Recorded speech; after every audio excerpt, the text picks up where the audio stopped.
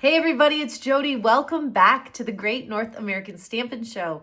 Tonight we're kicking off season 9. I can't believe that it has been 9 seasons already. So we have lots of fun in store for you tonight. If you're new, if you don't really know what this is all about, we do a weekly competition. There are 4 of us. We each create a project. We have like a template or a theme that we kind of base our creativity on. And then we each do a video. We share the links in our comments. You go through and watch all 4 videos, and then you come back and give your thumbs up vote to the one that you like the most. So voting is technically from the time that we're live until Sunday evening. And then we announce the winner. That person is celebrated the following week on our next episode. But no matter when you're watching, we always appreciate your thumbs up and your comments. We'd love to hear your feedback. So I think we're ready to jump in and get started. I'm so excited to show you my project tonight. Let's go. All right, so today we are in our May to August Stampin' Up! Catalog, and we're on page 41, and these are the 4 projects that are shown on page 41 that we could choose from to inspire our card for tonight. So I decided to go with this one here for a few reasons. It caught my eye because it has the Artisan Sketched designer paper in the background. It is such gorgeous paper. I had done this card, you may remember, with that gorgeous paper. It is just so fun and so versatile because of the black and white. You can add whatever color you want. So here they sponged some yellow and green on the background. There's a solid piece of cardstock there. And then the focal point is actually more of the greeting here. There is that black leafy image die cut that's in the background. But this is what I'm going to, I guess what I was inspired by, I should say, for my project tonight. So super quick, this is some of that Artisan Sketched designer paper, just to kind of give you a feel for it. All black and white. Let me flip it over and show you the other, where's that other pattern? All of them here. So some really fun, versatile patterns. I am using, let me scoot that aside. I am using the black polka dots. I've got, well, let me just pull all this in. So this will set aside for a minute. I'm going to start with this piece here from that designer paper. You can see in the description all of the measurements and everything, so I will go into that right now. But what I'm going to do is take my crisp Cantaloupe shimmer brush. If you haven't worked with these yet, these are so fun. It's like a colored wink of Stella. So I'm going to shake it off camera just because I don't want to make your eyes go silly. So you shake it to get the glimmer, shimmer spread out throughout the liquid in here. So I gave it a good shake, and then it's got this brush tip. Now initially, you do need to prime it, so there's some instructions for that. But once it's primed, you're good to go. So it's super easy to use. I'm kind of setting it on its side and using the side of the tip as opposed to like straight down like this to apply color. I'm just brushing gently with the side of that tip, and I'm just hitting all of the flowers. So the petals, I'm not going to do anything for this card with the leaves on this designer paper. So I'm just going to hit all of the petals with this crisp Cantaloupe shimmer brush. But I'm also only going to do the parts toward the top and bottom. So there's going to be an area in the middle that gets covered up. If you remember from that sample, there was a solid piece of cardstock that went right across the middle. And I'm going to do that same thing. So I don't need to waste my shimmer brush on areas that will be covered up.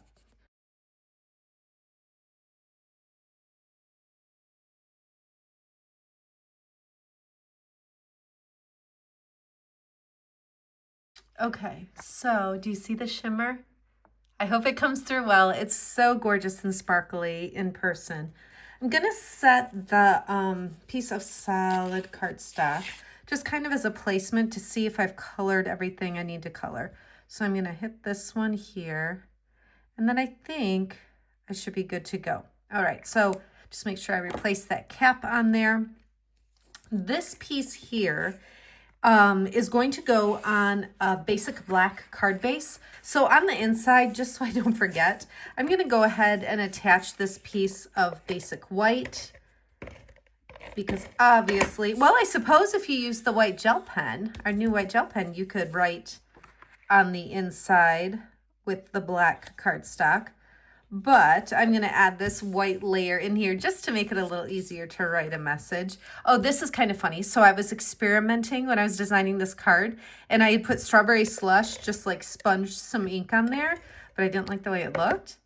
But I need this side. So you got a little sneak peek at my creative process in the part I didn't like. All right, so there's the inside, really quick and easy. And now on the front, I'm gonna go ahead and attach this piece that I colored with the crisp cantaloupe shimmer brush. And we'll set that right here, just centered on the front of the card. And then before I add this piece of hydrangea hue cardstock, I'm going to pull in Versamark ink. You could use hydrangea hue ink as well.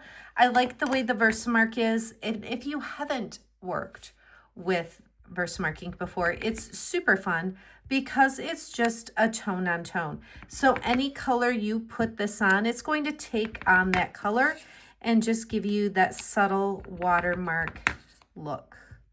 So I'm just staggering them. Now this image, you might have noticed, has a really long stem. I only want the top part, so I'm just making that longer stem kind of go off the cardstock a little bit so that I don't see that. I want to focus on the leafy image of this stamp. So you can keep adding as much as you want to, fill in some of the little spaces here. You could keep going endlessly. I'm gonna just call it quits there. Versamark ink pad, the lid goes on like this, so you're gonna wanna make sure you store it upside down to keep the ink at the top of the pad. Let me think. I am going to run a piece of adhesive along the top and bottom edge, because what I wanna do next is tie in, remember how I put the polka dots on the inside? I cut 2 more little strips, and I am going to attach those to this piece. So I put the adhesive on the back so that I can just set this down onto that polka dot designer paper. It's a little easier to do it that way as opposed to trying to get adhesive on that little strip. It's just easier to put it on the back of the solid piece. Then I'll just add a little bit more and we can attach this to the card. So I'm going to put it up a little bit higher than center and just set it right like that. Now, if you recall, on here, you can see the similarities. There's that Artisan Sketched designer paper in the back, added a little bit of color, have a straight, solid cardstock kind of going through the center here. And like I said, there's the black die cut and the words that are the focal point. So that's what we want to do next. So I didn't mention the stamp set I was using. Garden Gatherings is a newer photopolymer stamp set, and it's got coordinating dies. You can do all sorts of fun things with these dies. I grabbed this one right here, and I went ahead and die cut 3 of those with black cardstock. And I'm going to set some adhesive right about here. And what I'm going to do is just, I'm feeling something sticky on here. My cardstock is sticking to. What I'm going to do is just set these on that adhesive. So I'm just going to kind of press into that adhesive. Again, it's just way easier than trying to apply adhesive to these individual pieces. And I like the top kind of being a little more free-flowing. I don't want it stuck down flat. So that's why I kind of liked just putting the adhesive here. Obviously, I didn't need it to go all the way over there, but that'll get covered up, so no worries. All right, now let's go ahead and use these 2 little pieces to stamp some greetings. This is crisp cantaloupe ink, and if you haven't seen our new ink pads, They're magnetic, super easy to pull apart and use. I am going to ink up the image that says "The best is yet to come," and this is crisp cantaloupe, if I didn't already say that. And this is going on the little piece of basic white. So that will go up here. And then on the same block, mostly just because I was lazy and just grabbed one block, I also put the happy birthday greeting. And you can notice how I'm inking it up. I'm just only applying ink to part of the block. You know, up here isn't getting any ink on there. So this is just some black ink, and this is a teeny little strip of hydrangea hue, and we will add that to the card as well to add to that greeting focal point center. Okay, so here are my dimensionals. I'm going to put a couple Stampin' dimensionals on the back of this layer and pop it up. This is going to go over, it's going to cover up that adhesive, and it's going to go over the die cut black leafy images. And then I'm going to just put my regular adhesive on the back of this hydrangea hue, and we'll add the happy birthday right down here too. I'm staggering it a little bit, so it's starting over to the right a little bit further and then extended beyond just a little bit. And then I have some in-colored dots, and I'm going to add these as a little finishing touch. I'm just put a few of those on here. Now what I'm going to do is pull in 2 other cards because I made 3 versions of this card, and I need you to vote and tell me which one you like the best. So let's see. Let's pull this one in next with it. Can you tell the difference between these 2? It's pretty subtle. Go ahead and comment if you can see it. This one and this one both have the same designer paper, colored the same way with that shimmer brush, same die cuts. This piece is all the same. All I did differently was added vellum. So I could have taken this piece of vellum, or you can just cut little strips of vellum. You don't have to waste it behind there. But what it did, in my opinion, is just kind of softened the area above and below this focal point. So for me, this one draws my eye just a little bit more to the greeting focal point. What about you? Do you see the difference? Which one do you like better? I'm really curious to know, but I have a third option to pull in. I'm hoping I can squeeze these all in the camera in the same view. This one is actually the same as this one. They both have vellum, okay? Let me pull this one out just for a moment for a point of comparison.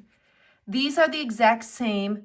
They both have the vellum. The only thing I did in addition on this one is I took a little sponge dauber with hydrangea hue ink. So I just took the ink pad, dabbed really gently on that ink pad, and added color in the white space. So do you see how this is more blue in the background? And this one is white. There are so many things that you can do and so many different options, just those subtle changes without or with vellum. With the colored background, really softly sponged, or without. A lot of different little things that you can do to give yourselves a really different look. So, what do you like the best? I'm going to line them up this way because it goes from maybe simplest to more, not even complex, because it's just more things. This one is just plain white background, no vellum. Plain white background with vellum, or the sponged background with vellum. So 1, 2, or 3. Which one do you prefer? And I'd love to know why. Does it soften the area behind it? Does it make something pop more than the others? Let me know what you think. I would love to hear it. So you know the drill. Go through, watch all 3 of the other videos, come back and give that thumbs up vote to the one that you enjoyed the most. Thank you so much for watching. Have a great day.